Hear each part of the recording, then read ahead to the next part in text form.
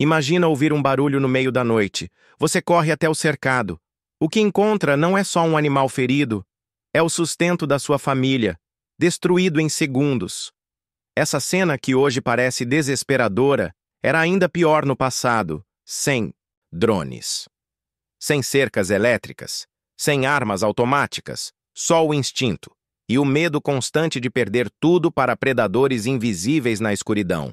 Foi assim, no isolamento, na falta de recursos e na urgência pela sobrevivência, que nasceu uma das técnicas mais cruéis da história da caça, criada não por sadismo ou maldade, mas por necessidade. E agora, ela está de volta, legalizada, rebatizada e usada em silêncio. É sobre isso que vamos falar hoje, sem filtro, sem floreio, só a verdade. Registros antigos mostram caçadores de regiões isoladas utilizando o que hoje seria considerado tortura animal. A prática consistia em montar armadilhas de madeira bruta, enterradas no chão ou presas em galhos altos. Quando ativadas, elas não apenas capturavam, mas perfuravam os alvos: javalis, coiotes, raposas, animais rápidos e inteligentes, e que voltavam noite após noite para destruir plantações e matar animais domésticos. Desde 2013, o javali Sus scrofa é oficialmente considerado uma espécie exótica invasora no Brasil, conforme a Instrução Normativa IBAMA no BAR 03/2013. Sua presença representa risco direto à produção agropecuária, à biodiversidade e à segurança humana. O próprio Ministério da Agricultura reconhece que o javali provoca prejuízos severos a lavouras, destrói nascentes, rompe cercas e mata animais domésticos, especialmente cordeiros e bezerros recém-nascidos. Documentos datados do início do século XX revelam que essas armadilhas eram transmitidas de pai para filho em comunidades rurais que viviam sob ameaça constante. E, por incrível que pareça, em algumas regiões, essa técnica não era apenas comum, era celebrada. Só décadas depois, com o avanço das legislações ambientais e o surgimento dos direitos dos animais, é que ela foi considerada inaceitável. Mas isso não impediu todos de usá-la. Alguns acreditavam que, apesar de cruel, era a única maneira eficaz de proteger suas terras. Ela era simples, brutal e eficiente. A estrutura era montada em pontos estratégicos de passagem, trilhas de animais selvagens, entradas de currais ou áreas de mata próximas a plantações. O mecanismo? Um buraco disfarçado por folhas e terra, onde no fundo estavam cravadas estacas afiadas, feitas com madeira endurecida no fogo. Em outros casos, um tronco pesado com lanças amarradas, suspenso por cordas e preso a um gatilho rudimentar. O animal, ao pisar no local ou passar por um fio tensionado, acionava o disparo. Em segundos, o tronco caía, ou a armadilha se fechava. O resultado? Hemorragia, fraturas, sofrimento lento. Era comum que os fazendeiros encontrassem o animal ainda vivo, preso, incapaz de se mover. E era nesse momento que a segunda parte do processo acontecia: o abate manual. O objetivo inicial era claro: evitar perdas, proteger plantações e afastar predadores perigosos como javalis, lobos, coiotes e até leopardos em regiões específicas, da Ásia e da África. Mas com o tempo as imagens começaram a circular. As ONGs tomaram conhecimento. E o que era uma prática de sobrevivência passou a ser tratado como crime ambiental. Leis foram aprovadas em diversos países proibindo o uso de armadilhas com estacas, lanças, objetos perfurantes ou métodos que causassem sofrimento prolongado ao animal. A justificativa? Violação dos princípios de caça ética. A técnica foi classificada como desumana, ultrapassada e incompatível com qualquer padrão minimamente civilizado de manejo da fauna. Mas isso não encerrou a história. Ela só ficou mais silenciosa. Em áreas remotas, onde a fiscalização nunca chega, a técnica nunca deixou de ser usada. E agora, com novas brechas legais, ela está voltando, legalizada em certos contextos, que parecia enterrado pela história. Voltou à superfície. Nos últimos anos, com o avanço descontrolado de pragas invasoras, principalmente javalis híbridos, governos locais começaram a flexibilizar legislações antigas. O argumento? A fauna selvagem saiu do controle, e os métodos convencionais não funcionam mais.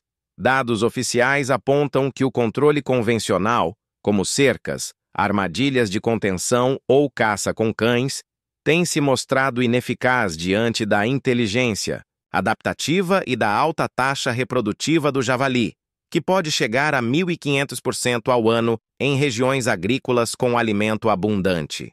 Técnicos do IBAMA relatam que bandos inteiros reaparecem em áreas que haviam sido controladas em poucos meses. Em regiões do sul dos Estados Unidos, por exemplo, comunidades rurais vêm utilizando armadilhas com estacas ocultas, agora disfarçadas sob o nome técnico de dispositivos de contenção passiva de impacto.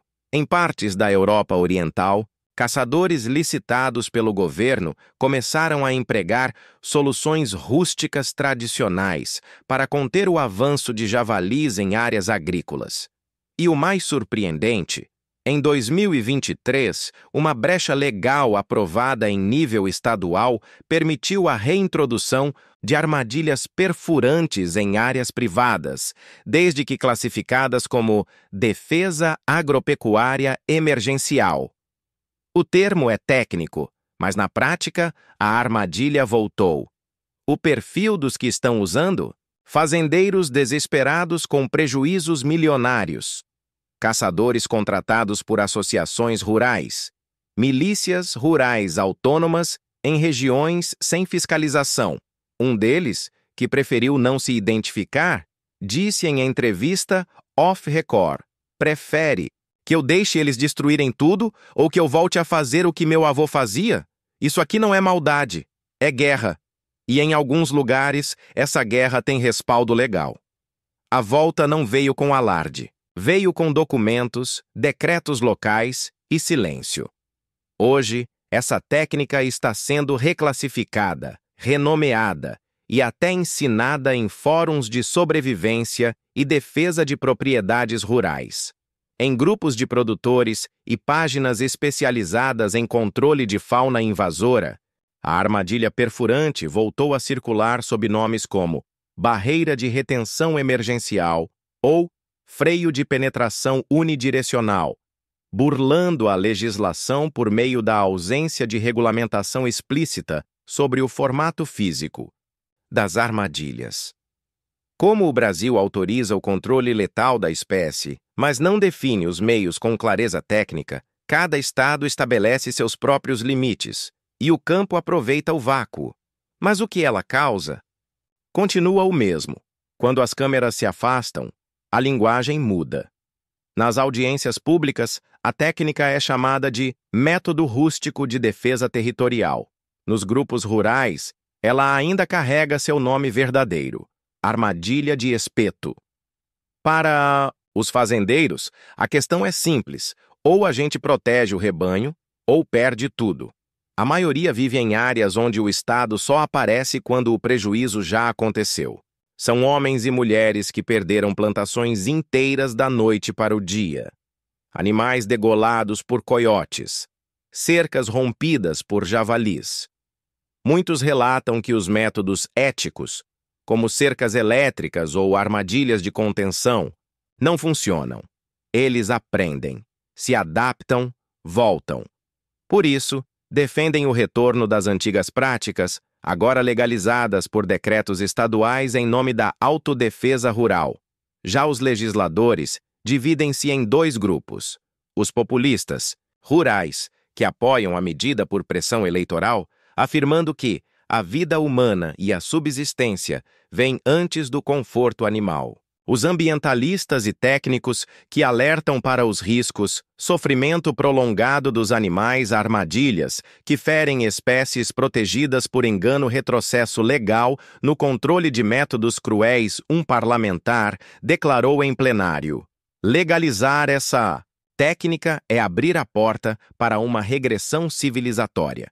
Mas os projetos continuam avançando, silenciosamente, por meio de adendos em leis maiores, quase invisíveis ao público. E os fazendeiros continuam pedindo: apenas nos deixem defender o que é nosso. Entre a sobrevivência econômica e o debate ético, a técnica encontra terreno fértil para voltar. E para muitos, ela nunca deveria ter ido embora. O som do impacto não é o fim, é o começo. Ao contrário das armas modernas, que matam com velocidade, a armadilha de espeto não oferece misericórdia. Ela atravessa, fere órgãos, rompe membros, mas nem sempre mata. Muitas vezes, o animal permanece consciente por horas, entre a dor e o desespero. Tenta fugir, mas não consegue. Grunhe, luta, arrasta o próprio corpo. Javalis mutilados, raposas com patas perfuradas, coiotes com estacas cravadas no dorso. Especialistas em comportamento animal classificam essas armadilhas como instrumentos de sofrimento prolongado. A adrenalina do animal o mantém vivo, mas em estado de choque, sem água, sem fuga, sem ar fresco. E quando finalmente são encontrados por fazendeiros ou caçadores, o abate é improvisado. Paus, facas, golpes. O processo raramente é rápido. Segundo relatos registrados por fiscais da AGED, Agência de Defesa Agropecuária do Mianzitini, Maranhão, é comum que armadilhas deixadas em zonas de mata capturem os animais durante a madrugada, mas só sejam verificadas no dia seguinte. Isso provoca sofrimento prolongado e, em muitos casos, leva o animal à morte por hemorragia ou infecção, o que contraria os princípios estabelecidos pela Resolução CONAMA no 487/2018, que determina a eliminação imediata e humanitária de espécies invasoras. Organizações de proteção animal documentaram relatos em que filhotes foram capturados junto às mães, presos pelo focinho, pelas pernas, sem entender o que estava acontecendo. E há um dado quase nunca citado: espécies não-alvo também caem nessas armadilhas. Tatus, veados, até cães domésticos. Nenhum animal sabe diferenciar uma armadilha legalizada de uma emboscada letal. Para eles, só existe a dor. E esse é o ponto onde o debate muda. Não é mais sobre técnica, tradição ou legislação. É sobre aquilo que os olhos não veem, mas que o corpo do animal sente até o último segundo. Não foi um escândalo. Foi uma sequência de pequenos vazamentos. Primeiro, um vídeo curto postado num fórum rural. Depois, uma imagem divulgada por um funcionário de uma fazenda. Em seguida, um dossiê anônimo enviado a uma ONG internacional. Todas as mídias tinham uma coisa em comum: animais ainda vivos, gemendo, presos em armadilhas improvisadas com lanças ou estacas de madeira. As plataformas removeram o conteúdo em menos de 24 horas. Mas o dano já estava feito. Trechos dessas imagens circularam em grupos fechados, ativistas fizeram cópias e jornalistas conseguiram acessar parte do material original. A resposta pública foi imediata. Petições foram criadas, parlamentares foram.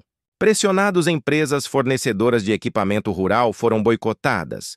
Em uma semana, o termo armadilhas legais de espeto se tornou um dos tópicos mais buscados na Deep Web rural. Algumas ONGs compararam as cenas às práticas medievais de execução pública. Outras foram além. Estamos diante de uma legalização silenciosa da tortura. Os defensores da técnica se calaram. Por um tempo, mas o silêncio era estratégico. Em fóruns fechados e feiras agropecuárias, o assunto continuava. As armadilhas voltaram a ser vendidas com novos nomes, novas embalagens e uma simples recomendação: uso permitido apenas em áreas privadas com fins de defesa agrícola. Mas quem viu as imagens não esqueceu. E quem perdeu o controle dos próprios campos não parou de usar. É fácil julgar do conforto de um escritório. Difícil É ver o que um fazendeiro vê às 3 da manhã, quando ouve o berro de um animal sendo atacado. Quando as cercas não funcionam, os cães são mortos e os seguros não cobrem os prejuízos, sobra apenas uma pergunta: vou continuar perdendo tudo? Ou vou reagir? Essa técnica não nasceu de maldade, ela nasceu do medo, da escassez, da ausência do Estado. E mesmo quando foi banida, ela nunca desapareceu por completo. Porque o problema, os ataques, as pragas, os predadores, nunca desapareceu. Hoje, muitos desses produtores vivem no limite, endividados, sem assistência técnica, ignorados pela legislação ambiental urbana. Quando a lei finalmente permitiu que se defendessem, mesmo com métodos antigos, eles não hesitaram. Para o criador que vê seus cordeiros mortos, seus porcos mutilados e seu sustento indo embora, a armadilha não é crueldade, é instinto de sobrevivência. As ONGs não estão lá quando o prejuízo chega. Os políticos não. Aparecem quando o javali destrói uma plantação inteira em uma noite. Só sobra quem vive da terra. E quem morre com ela. A pergunta que fica não é sobre o certo ou o errado, é sobre o possível. Você deixaria sua família passar fome para preservar a dor de um invasor selvagem? No campo, a ética não é teórica. Ela é feita de decisões difíceis e muitas vezes é isso ou nada. Mesmo com a técnica ganhando espaço em áreas privadas, os órgãos oficiais evitam mencioná-la diretamente. Nos manuais de controle de fauna invasora distribuídos por secretarias estaduais de meio ambiente, ela não aparece. Nenhuma ilustração, nenhuma descrição técnica, nenhum alerta. Mas em reuniões internas, ela é mencionada, discretamente, como uma solução de uso restrito ou recurso emergencial não regulamentado. Alguns técnicos ambientais, sob anonimato, admitiram que a fiscalização é impossível em áreas vastas e rurais. Em alguns municípios, um único fiscal cobre centenas de propriedades, muitas delas de difícil acesso, sem internet, sem estradas pavimentadas. Sabemos que está sendo usada, mas a realidade do campo é outra. Não temos braços nem ordens claras para agir. Na prática, isso criou um limbo. Não está autorizado oficialmente, mas também não é combatido. Esse vácuo legal permitiu que empresas de pequeno porte começassem a oferecer kits de armadilhas tradicionais, vendidas como peças de decoração rural ou artefatos folclóricos. Grupos de WhatsApp compartilham esquemas, vídeos tutoriais e manuais caseiros. Nenhum link permanece muito tempo no ar, mas sempre surgem novos. A técnica se move entre as frestas do sistema, invisível nos documentos, visível na terra. O retorno da armadilha perfurante não está sendo movido apenas por necessidade, está sendo capitalizado. Com a legalização parcial em algumas regiões, surgiu um novo mercado paralelo, discreto, mas lucrativo. Pequenos fabricantes rurais começaram a vender armadilhas prontas para montagem. São estruturas de madeira com encaixes simples, manuais ilustrados e até código QR com vídeos de instalação. Empresas de equipamentos agrícolas adaptaram seus catálogos, incluíram dispositivos de contenção vertical e estruturas de queda gravitacional para a fauna invasora. Os nomes são técnicos, mas as funções são conhecidas. Feiras agropecuárias passaram a exibir versões modernas da armadilha ancestral. Algumas usam aço inoxidável, outras combinam sensores de movimento com armadilhas mecânicas ativadas, por molas. A justificativa de venda é sempre a mesma: proteção de patrimônio rural contra espécies exóticas invasoras. O marketing, porém, é sutil. Sites e catálogos evitam imagens explícitas. Falam em eficiência, tradição, sustentabilidade. Mas, nos bastidores, as conversas são diretas. Se você quiser algo que resolva de verdade, tem isso aqui. E a demanda está crescendo. Associações de produtores encomendam kits em lote. Plataformas de e-commerce rural vendem discretamente por meio de códigos ou catálogos enviados por e-mail. A técnica virou produto, e como todo produto, agora tem público, fornecedor, logística e lucro. Com a legalização velada e a nova oferta de armadilhas no mercado, surgiu também um novo perfil, o caçador moderno de contenção rural. Não são mais apenas fazendeiros ou jagunços do passado. São jovens do campo, ex-militares, policiais aposentados, instrutores de sobrevivencialismo, todos treinados para lidar com fauna invasora usando táticas agressivas e legalmente ambíguas. Em fóruns privados e grupos fechados, compartilham tutoriais sobre montagem eficiente, pontos estratégicos de instalação e métodos para reduzir o sofrimento visível do animal, não por compaixão, mas para evitar denúncias. Cursos começaram a ser oferecidos em pequenas cidades. Controle avançado de pragas invasoras, autodefesa agropecuária, gestão rural de ameaças ambientais. Muitos são financiados por sindicatos rurais e organizações locais de pecuaristas. Alguns vão além. Ensinam táticas de camuflagem, rotas de patrulha e uso coordenado de armadilhas para formar perímetros de defesa ao redor de fazendas. Esses novos caçadores não se veem como agressores, se veem como escudos. Escudos de uma guerra silenciosa, onde o Estado não entra, as ONGs não ajudam e os prejuízos são mensais. E assim, a armadilha ancestral deixou de ser só uma herança. Virou uma técnica sistematizada, treinada e cada vez mais defendida como instrumento essencial de soberania agropecuária. A nova demanda silenciosa gerou também uma nova economia. O mercado paralelo de armadilhas rústicas. Em feiras agropecuárias, elas não aparecem nos estandes principais. Mas basta um contato certo, um nome sussurrado, uma recomendação velada, e o vendedor surge com um catálogo impresso sem logotipo, sem preço fixo, sem nota fiscal. Modelos variam: estacas com ponta metálica, estruturas dobráveis, mecanismos com retorno automático, versões silenciosas com absorção de impacto. Tudo pensado para ser eficiente e menos visível. Em sites de classificados rurais, elas são anunciadas sob nomes técnicos genéricos: trava de retenção pontual, detentor mecânico de penetração, freio cinético agroecológico. O preço? Alto. Mas quem compra não pensa duas vezes. A maioria desses dispositivos é produzida em pequenas oficinas, muitas delas legalmente registradas, que se especializaram em atender necessidades locais não cobertas pela regulamentação federal. Elas não vendem dor, vendem solução. E nesse novo mercado, o sofrimento do animal se tornou apenas um detalhe, uma externalidade não contabilizada. Nenhum fazendeiro sonha em usar uma armadilha de espeto, mas muitos acabam chegando a esse ponto por exaustão. Fácil falar em alternativas quando se está distante do problema.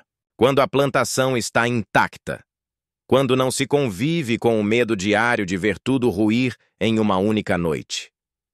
Para quem vive da terra, o tempo de resposta faz a diferença entre prejuízo e sobrevivência. E a verdade incômoda é que a lei, na maioria das vezes, chega tarde demais. Técnicos demoram semanas para visitar as áreas afetadas.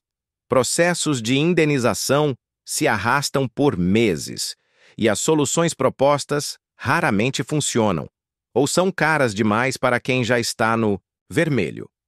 Enquanto isso, os predadores voltam. Sempre voltam. Não há descanso. O fazendeiro não tem luxo de esperar aprovação técnica, nem dinheiro para implantar sistemas sofisticados. Ele age com o que tem, com o que funciona. E se isso significa recorrer ao que o avô fazia, ele faz, não por crueldade, mas porque a vida na terra não perdoa quem hesita. Muitos desses fazendeiros não usam a armadilha por escolha, usam por memória. Foi o pai que ensinou. Ou o avô. Numa época em que não havia cerca elétrica, drone ou seguro agrícola. Só a natureza, a terra e o risco constante. Eles aprenderam desde cedo que a vida rural é hostil, que o Estado só aparece em época de eleição e que, se você não proteger o que é seu, ninguém o fará por você. Por isso, quando os ataques aumentaram e as soluções modernas falharam, eles não procuraram ajuda, procuraram lembrança. Lembraram do tronco com estacas, da armadilha enterrada no curral, do fio tensionado no meio da trilha. Não por nostalgia, mas porque foi a única coisa que funcionou. E hoje, essa tradição voltou, não como crime, mas como última linha de defesa. Críticos sentados em gabinetes escrevem pareceres sobre ética rural. Ambientalistas urbanos exigem empatia por predadores, mas nunca viram um cordeiro degolado. Jornais classificam como barbárie o que, para o campo, é apenas rotina de sobrevivência, mas nenhum deles aparece quando a cerca é rompida. Nenhum assume o prejuízo quando o javali destrói uma plantação inteira em poucas horas. Nenhum oferece ajuda quando as crias somem, os animais estão feridos ou o pasto é tomado. É fácil condenar a técnica sem conhecer o desespero. É fácil pedir soluções humanas quando sua renda não depende da lavoura do mês. Fazendeiros não estão caçando por esporte. Estão reagindo por necessidade. E quando a distância entre campo e cidade vira abismo, nasce o conflito. De um lado, a teoria, do outro, a dor de quem vive dela. O que acontece quando o fazendeiro denuncia e ninguém aparece quando protocola? Boletins, grava vídeos, envia laudos e tudo é arquivado? Quando o lobo volta na noite seguinte e o prejuízo aumenta, alguns desistem. Outros vendem as terras. Mas muitos voltam ao que funciona. Porque na ausência do Estado, nasce a lei da terra. A armadilha não é o primeiro recurso. É o último gatilho, aquele que se ativa quando os outros falham. Ela não tem código penal, nem número de protocolo, tem resultado. Por isso, mesmo banida, ela nunca desapareceu de verdade. Hoje, caminha na fronteira entre o permitido e o necessário. Não. É exibida com orgulho, mas usada com convicção, porque no fim, quem sangra com o prejuízo é quem decide como reagir. E quem julga de fora nunca saberá o que é isso. Você pode discordar da técnica, pode odiá-la, pode até combatê-la com leis, hashtags e petições, mas há uma verdade que não muda. Nenhum papel assinado em Brasília impede um javali de atravessar a cerca. Quem vive do campo não tem escolha entre o certo e o errado. Tem a escolha entre perder tudo ou lutar por mais um dia. Não estamos falando de sadismo, estamos falando de silêncio, de noites em claro, de latidos que param de repente, de terra revolvida por cascos selvagens. A armadilha é o símbolo de algo maior. A desconexão entre quem escreve a lei e quem enterra os animais mortos. Ela é brutal, sim, mas o abandono também é. Quando a justiça falha, o fazendeiro não só vira criminoso, vira sobrevivente. E talvez a pergunta que fique não seja: isso é ético? Mas sim, onde estavam vocês quando tudo começou a morrer? Você pode sair desse vídeo com raiva, com indignação ou com dúvida, mas antes de julgar, faça uma coisa. Passe uma noite no campo, sozinho, sem polícia, sem internet, sem ajuda. Escute o silêncio depois que o galinheiro é invadido. Veja os olhos da sua filha quando ela pergunta por que os cordeiros sumiram. Tente explicar que o seguro não cobre, que o governo não vem e que não tem como recomeçar. Aí talvez você entenda por que a armadilha voltou. Se você já viveu isso, comenta: eu sei como é. Compartilhe esse vídeo com quem acha que sobrevivência é um privilégio e não uma luta.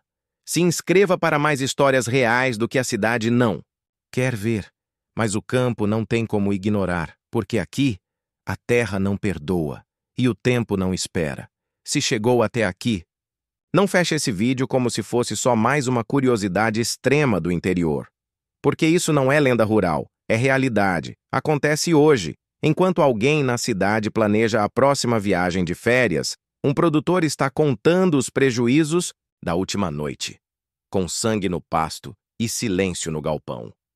Você pode achar essa técnica cruel, pode dizer que é ultrapassada, mas você não estava lá quando o cercado foi invadido. Não viu os bezerros degolados, não ouviu o choro seco de quem não tem a quem pedir socorro. Essa curiosidade não é sobre maldade, é sobre abandono, é sobre o que o campo é forçado a fazer quando o resto do mundo vira o rosto. Antes de chamar de tortura, pergunte quantas noites você aguentaria vendo tudo o que construiu ser destruído. Porque aqui, no campo, quando os predadores aparecem, não tem ONG, não tem fiscal, não tem promessa, só tem o produtor, o escuro e a decisão que ninguém quer tomar. Ou eu reajo, ou fico olhando o fim chegar. Comenta aqui se você entende esse lado da moeda. Se você já sentiu na pele o que é perder um animal de madrugada sem ninguém para ajudar, escreve. Eu também sou campo. Compartilhe com alguém que acha que toda dor pode ser resolvida com uma reunião de gabinete. Manda para quem fala de ética sem nunca ter plantado um pé de milho. Salva esse vídeo. Marca alguém. Debate. Porque estão tentando enterrar essa curiosidade, como se fosse coisa do passado. Mas ela continua viva, pulsando em cada pedaço de terra deixado sem proteção. Se inscreva no canal. Aqui a gente não pinta de verde o que está manchado de sangue, a gente mostra o que realmente acontece e o que ninguém quer ver. E antes de sair, pensa com honestidade. Você deixaria sua lavoura ser destruída em silêncio, só para manter o conforto da consciência de quem nunca passou um dia no campo? No fim, essa caçada rural não ressurgiu por escolha. Ela voltou porque ninguém mais ajuda. E entre o julgamento de quem nunca plantou e a sobrevivência de quem vive da terra, o fazendeiro decidiu: não vai mais perder calado.